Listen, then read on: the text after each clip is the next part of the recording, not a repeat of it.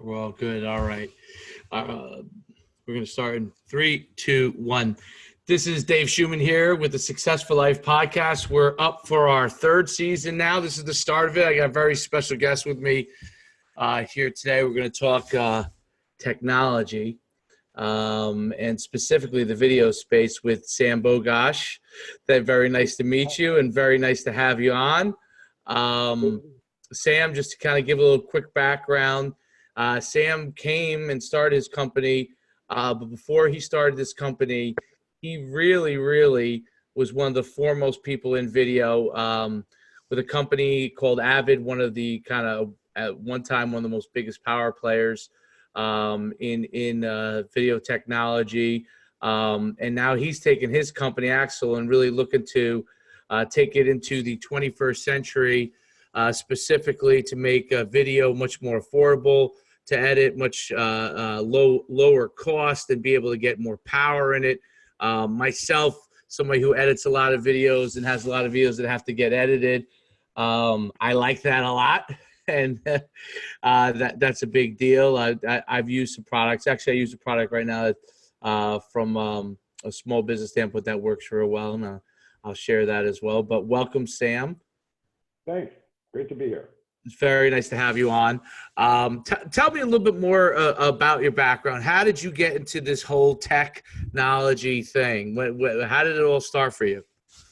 Sure. Well, it goes back a ways. But basically, I ended up in video kind of sideways, coming at it from the photo industry. I was involved in photo management and software for helping people search and tag and manage large collections of photos and print materials, which broadly speaking, it's the photo and pre-press industry. And I came at that, I had a very technical education and studied physics as an undergrad and learned computers. So I came at it kind of by a circuitous path, but I ended up working on ways to make computers handle images faster and helping people search. You'd end up with media companies that had tens or hundreds of thousands of images and they couldn't find stuff. So there was a category of products called DAM, Digital Asset Management, and those still exist today.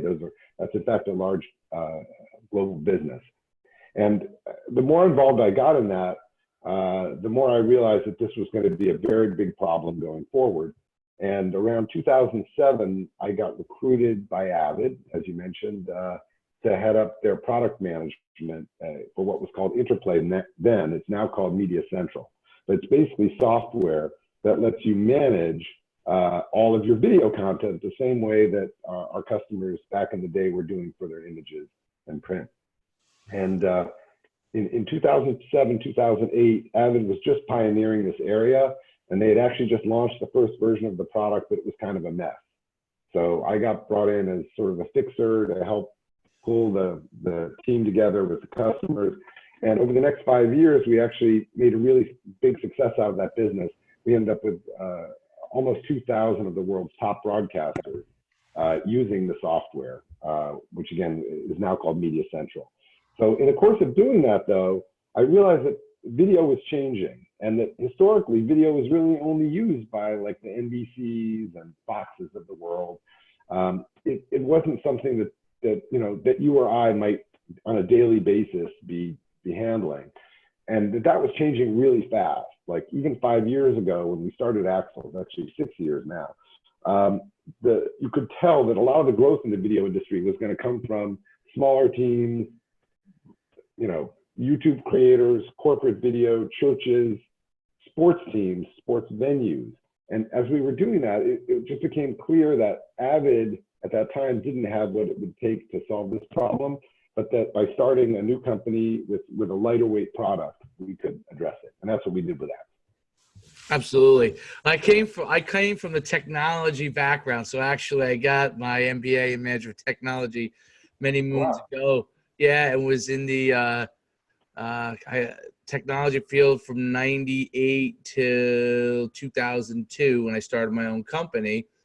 And so I'm quite familiar with some of the problems of video when I launched my company, our YouTube channel is at this point, I don't know, it must be like 10 million views plus at our YouTube channel. We have about 10,000 plus subscribers now.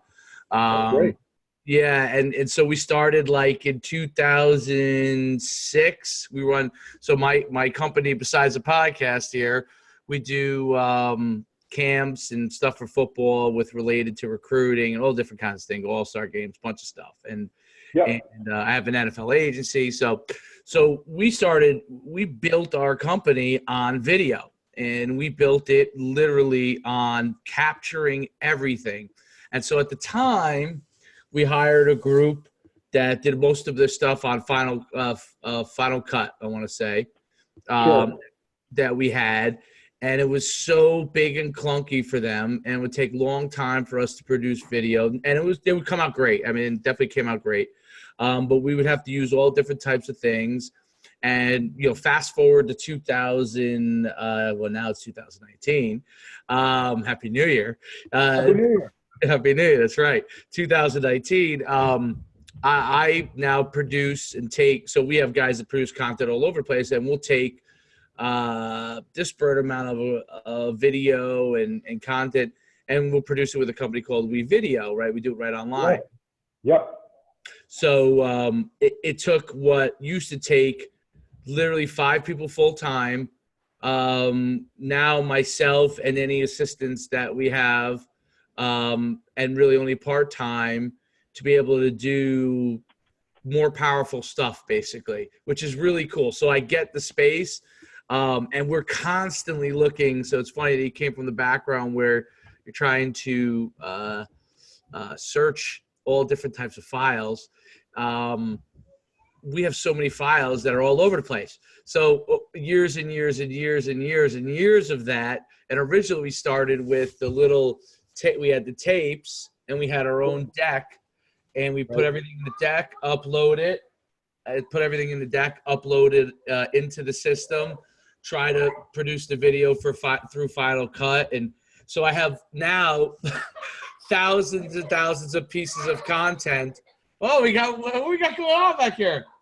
It's bedlam. I'm going to pause this real quick where I'm at. I'll cut all this stuff out. Troy, we're gonna need the space for a few minutes here, buddy. That's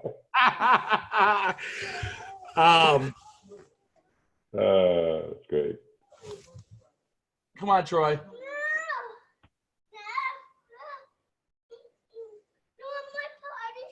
Well, go get the party hat and let's go. Hurry up. Come on. Get out of here. Let's go. Get him out. All right. It's funny. This is anytime I'm shooting a video, this is like my son's third appearance on video.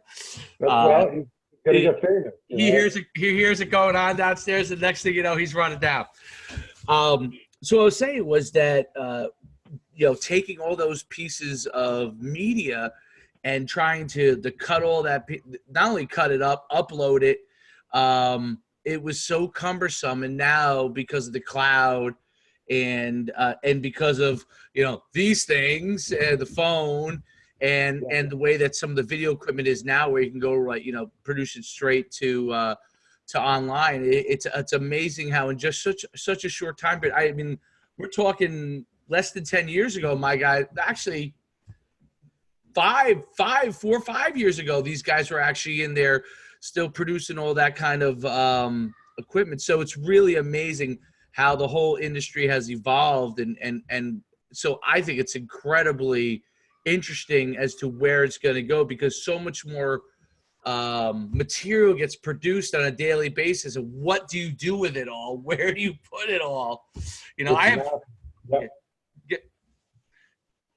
Yeah, I mean, there's probably about 250,000 teams worldwide, ranging everything from like you and your assistant up to 20 people, 30 people. But there's about 250,000 teams worldwide today that are doing stuff with video every day. And the estimates are that that's going to roughly double in the next 5 years to about 500,000 people. So, or I should say 500,000 teams. Each of those teams can be anywhere from 2 to 50 people.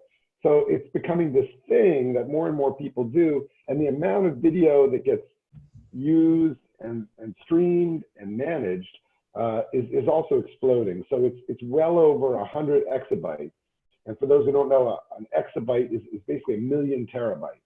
Oh, So it's 100 million terabytes a year and then some. And those numbers will probably be into 300-400 exabytes by 2024 or so. So, you know, the numbers are just out of control. And you already probably know that, like, it's 75% of all of the internet bandwidth today is taken up with video. Now, that's mostly people just, you know, streaming Game of Thrones and stuff. It's not necessarily new content that's being produced. It's all the consumption side. But there's a lot of production and uploading, and the statistics on how much gets uploaded to YouTube every day are just staggering. Every minute, right? They got, like, I don't know, I forget, like 10 years worth of material gets uploaded to YouTube every minute or something. It's crazy. And so in the midst of all this, the people that have to curate and manage the stuff that they're shooting are just dealing, they're like sipping from a fire hose. There's all this material. Typically they'll have stacks and stacks of hard drive. WeVideo is actually a great solution if you've got a small team and you're not dealing with a lot of 4K. But the minute you start shooting 4K and doing a higher resolution stuff, it can't go to the cloud. It's got to stay local, at least for now. Now, in another year, once 5G kicks in, you'll be talking about uploading 4G and, uploading 4K via 5G. right. But for right now, most of the heavy duty work still stays on premise. And that's where the sports teams and the venues really come in, because if you're a coach and you want the footage from your last 10 practices, the best way to do that is to capture it, have it on some local storage, but then you need to kind of search your way through it. And that's where our software comes in. Well, that's really interesting. So with like, for example, at the high school and I guess at the small college level, so I'm a high school coach, we use a product you might be familiar with called Huddle. And and Huddle is where we kind of upload stuff, but we're limited on space, basically. So we capturing our practices, and then after a certain point, we have to delete practices to be able to keep practices on. I'm sure small colleges that use Huddle have to do that. And then at the higher level, they use Exos and some other systems that are a little bit more robust and better from that standpoint. But it's in sports, video content is like our number one friend and foe, I guess. So what are some of the things that you guys are doing to really help specifically with sports? So one example is Madison Square Garden. We're working with their video team, and they have about a dozen folks now. It didn't used to be that big, but just over the last year, they've expanded that team significantly. And they use our software to make all of the sizzle reels and the games and the fan videos, make it all searchable. So we've also helped them by setting up storage for them. So they have a large storage system, which has about 300 terabytes worth of material on it. And that way they can keep shooting more material, bringing it in and pushing it straight onto the storage, at which point they can immediately start editing it. And their turnaround times are very short. And Madison Square Garden has a mix of obviously the Knicks, the Rangers, but also theatrical events come through, performers, all kinds of events. They're also owners of Radio City Music Hall. So there's also the Rockettes and the Christmas show and all that. All this material basically needs to get edited and searched and managed. And what our software does is it gives them a browser interface. So they don't have to be rocket scientists. It's a little bit like having Huddle or WeVideo, but they have it in-house for themselves. So they don't have to pay somebody or they don't have to worry about hitting their limit of how much storage they can have. It's their own storage. And so if they need 10 terabytes, that's great. 100 terabytes, great. We have customers who have over a petabyte, like Bleacher Report is one customer of ours. They've got about a petabyte, 1,000 terabytes of storage. And that stuff cycles through all the time, because if you've got a Bleacher Report, it's nothing but highlights and what happened yesterday and LeBron dunks it and this and that. It's quick turnover material coming through all the time. So essentially these media outlets, whether it's a sports venue, a team, New York Yankees are another customer of ours, or a web property like Bleacher Report, they just have so much stuff. Right. And the online options just can't keep up. I'm not saying that they won't ever. In fact, we see a point probably 2 to 3 years out where at least half of our customers will have a mix of local and online storage in the cloud, because the local stuff is for the stuff that they just captured, and then they'll start pushing it to the cloud as the day goes on, as the week goes on. But for the immediate stuff, it's like, I just captured it, I want to edit it, I want to put it up on the Jumbotron, that's local. That's interesting. Handle the mix. And you guys have AI as part of you guys' name. Explain to me how AI is involved in like what you guys are doing, and how it's involved in the technology. Absolutely, yeah. So the reason we're called Axle AI is that a few years ago, when people were doing this, all of the tagging and searching had to be done by people. You'd have to hire interns or assistants.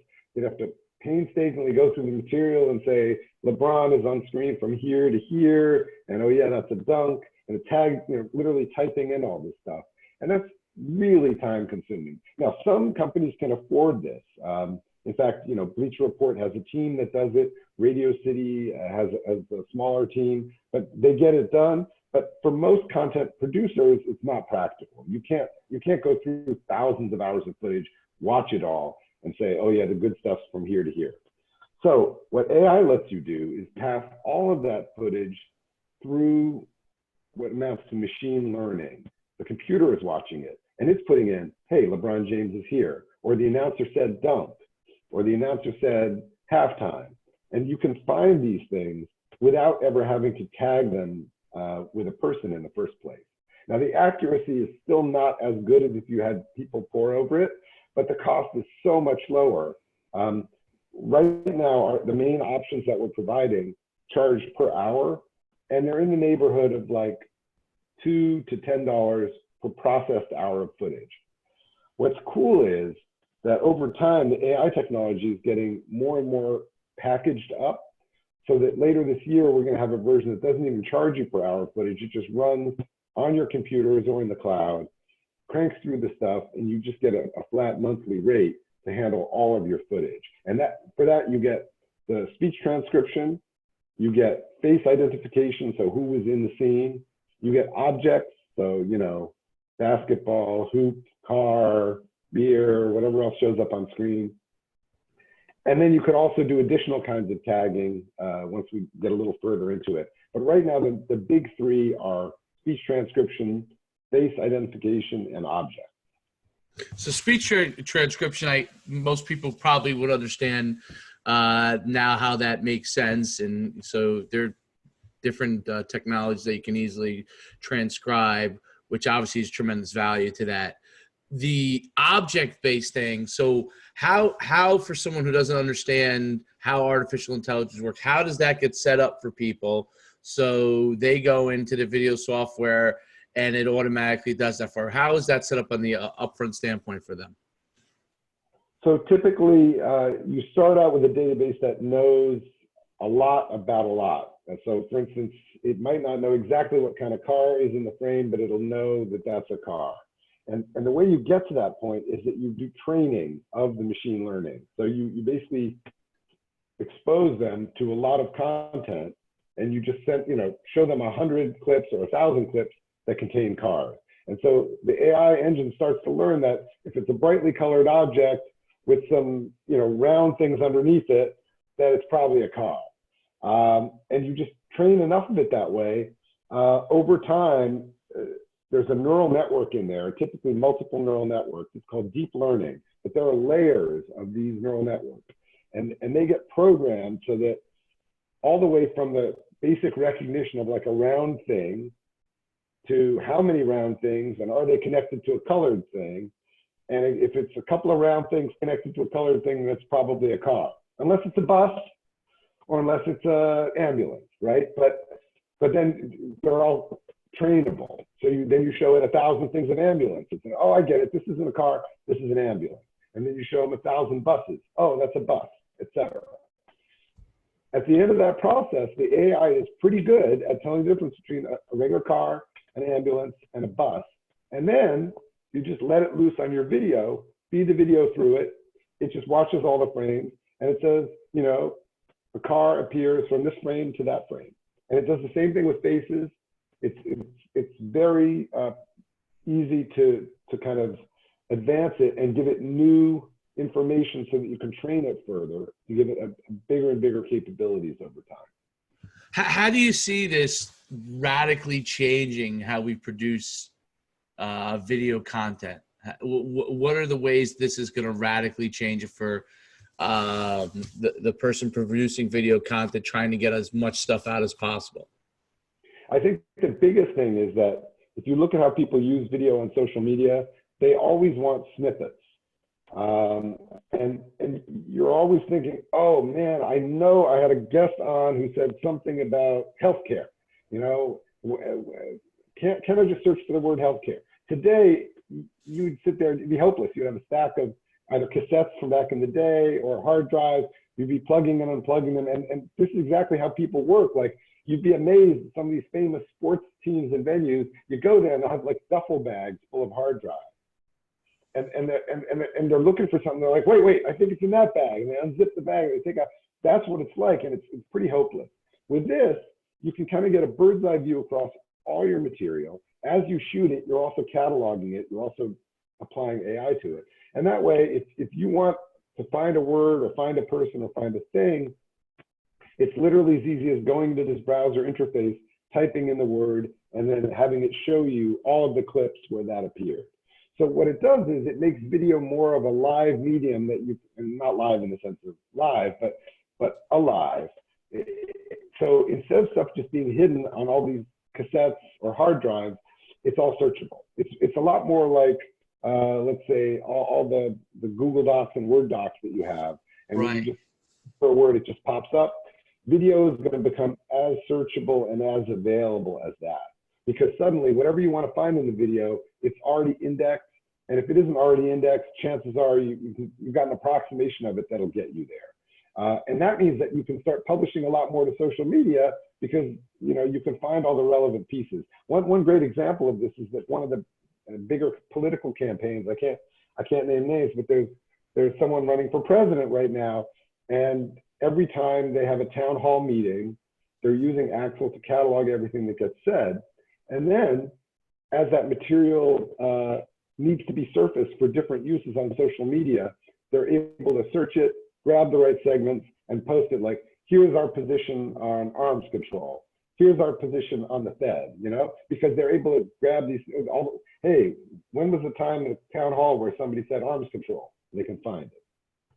Interesting. And then politically, it could side by side, there stands for somebody else immediately.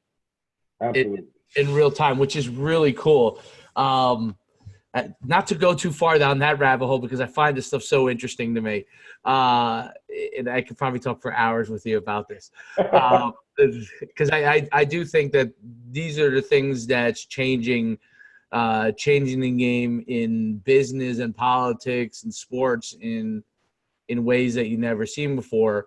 So basically, if I'm correct in my assumption, people will be able to, or anyone who shoots content at some point with, utilizing your platform as it continues to evolve, people will basically be able to shoot the content.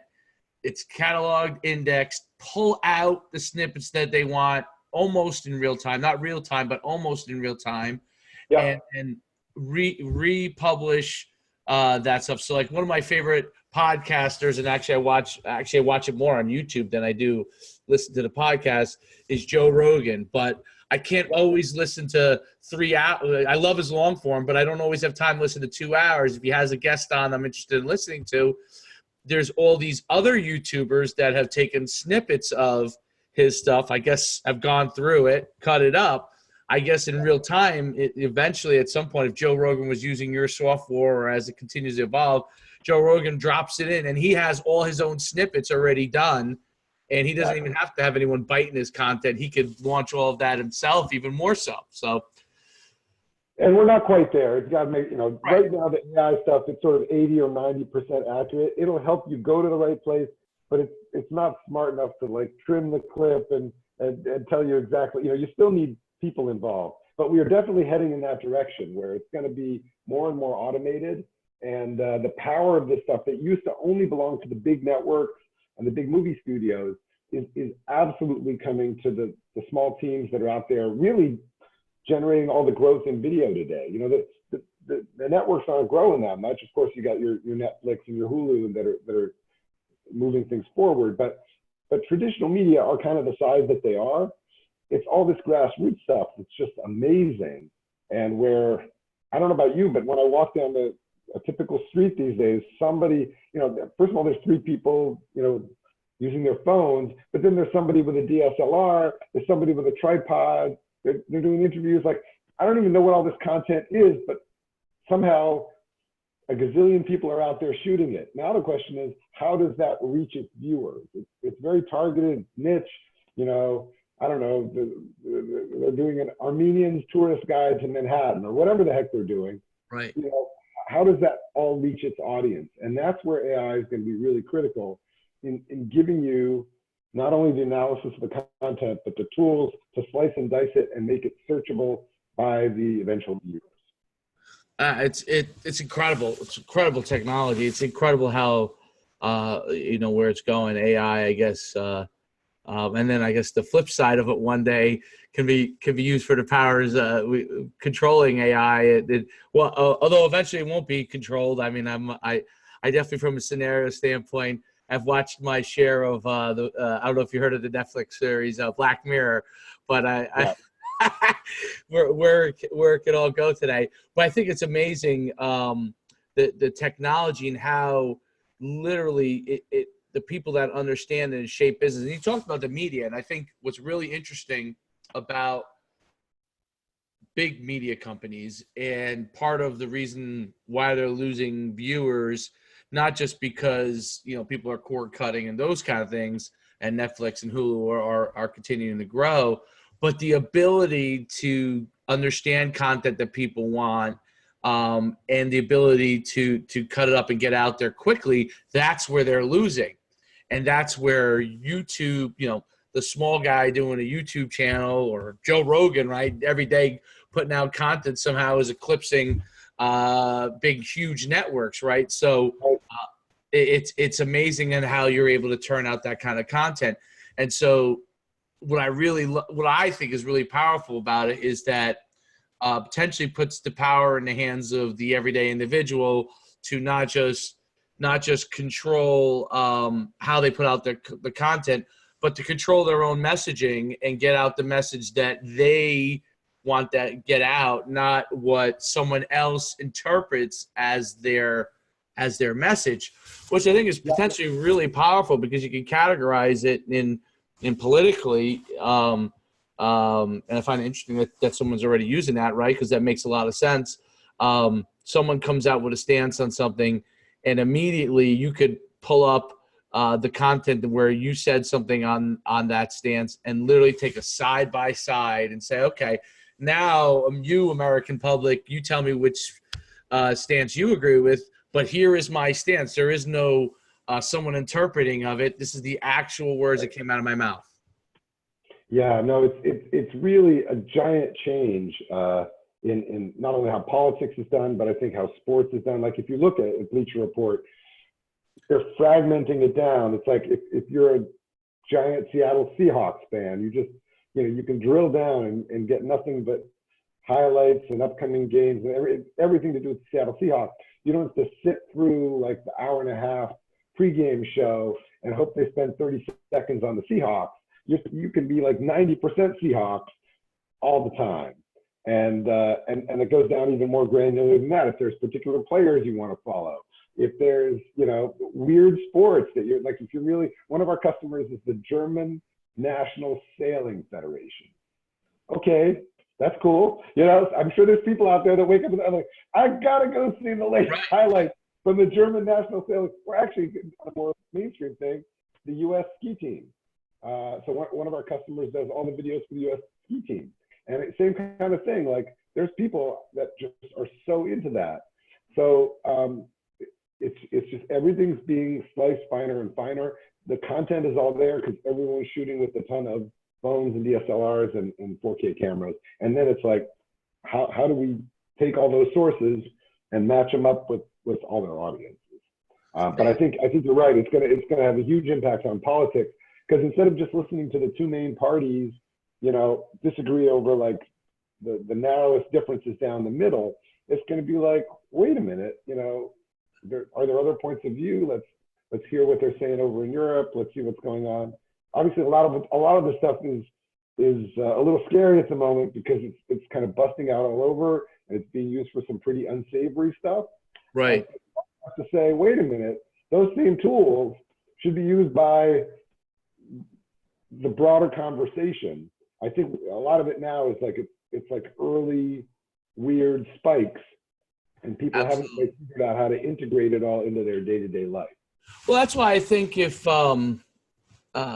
people just allow people to run with the content as these things start to shake out, instead of people fearing things, you allow things to run, and people will be able to learn, and people will be able to grow, and people will be able to get information in different ways, instead of fearing things. Like, that's my whole thing with, like, stop. YouTube likes to censor this guy over that guy, and look, there are people that I widely don't agree with. Okay, there are people I agree with here, and there are people but by doing that, you're going down a crazy rabbit hole. Like, how do you choose who you do this to, and why do you choose that? And as technologies like yours continues to evolve, by allowing that freedom, people are going to be allowed to really see what people really think. And, I believe in the fact that in that environment, people will then be able to choose what facets of things people like, what they don't like.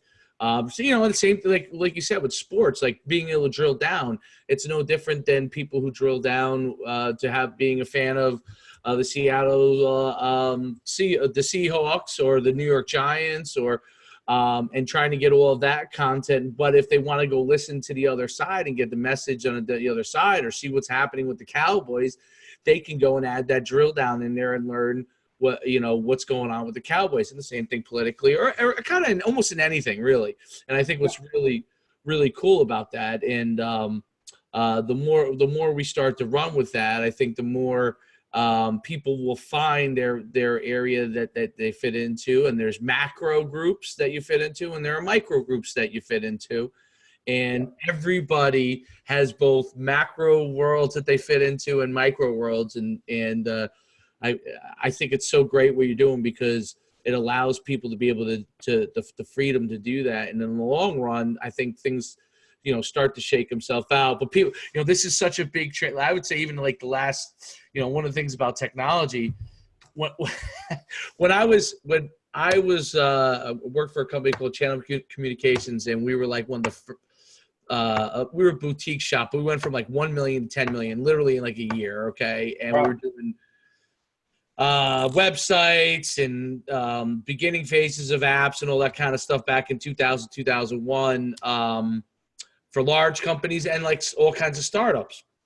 Yeah. And what was really interesting was the coders at that time hated when people grouped code, like basically, snippets, right? Like they hated using snippets because they felt every code was custom and everything was custom. And they built these great things, but it was all custom. And we were charging, like I would be billed out at some insane rate, like $450 an hour. It was insane. Not that you're not worth that. I'm sure.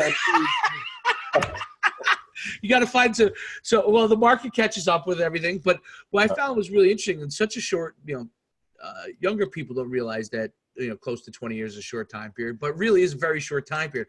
In less than 20 years, you've gone from that type of way to build a website to people not even wanting websites, building apps and building features that are, can move to any platform, to storing information in the cloud was unheard of and incredibly expensive. And now it's very cheap. And so, the evolution of everything, people have to understand that these transitions, these little, I call them these, like, you get these little this, and then you get a spike, and then you get this. And that's kind of how it goes in technology. And right now we're in in the last couple of years are really beginning in that spike with AI and all the things evolving. And you're going to ride some like little kind of waves where this is not a great use of AI. This is a good use of AI. And then things start to shake itself out. And I think people figure that stuff out. And then hopefully, obviously, I like to believe that more and more good people in there, and when we see bad actors in there, we work to eliminate that, just because people see that real quick. So to that point, I mean, I think what we're really about is like bringing these powerful tools down to the level that your typical content creator, whether it's a church or a sports team or a small government, regional government, whoever wants to use it, that it's available to them so that we can have a really diverse set of high quality sources for our viewing and listening. And that's why our software is really easy to use. It's really affordable. And we're just trying to take some of these concepts that used to only belong to the big guys and really democratize them down to the grassroots level. That's in a nutshell right there. That's fantastic. Tell us where we can find you, how people can get a hold of you. We'll see if season 3 is as good as season 2 was, but season 2, we were, I think, number 3 in business a couple of times we were ranked, and we were definitely in the top 10 for, I would say, about half the season. So, tell everybody where they can find you. Sure. Our website is www.axle.ai. And I'm just sam@axle.ai. You feel free to shoot me a note. We'd be delighted to hear from folks and hear about the kinds of problems that they're having, whether it's a small YouTube creators team or a bigger team in a corporation or a church. Fantastic. Success for Life podcast. This one, not only do we touch on all the new things with video and technology, but we touched on some politics and sports at the same time. Two of my favorites. I really enjoyed it, and you can find everything at Success for Life podcast. We're on YouTube, we're everywhere. So till next time, we'll see you then.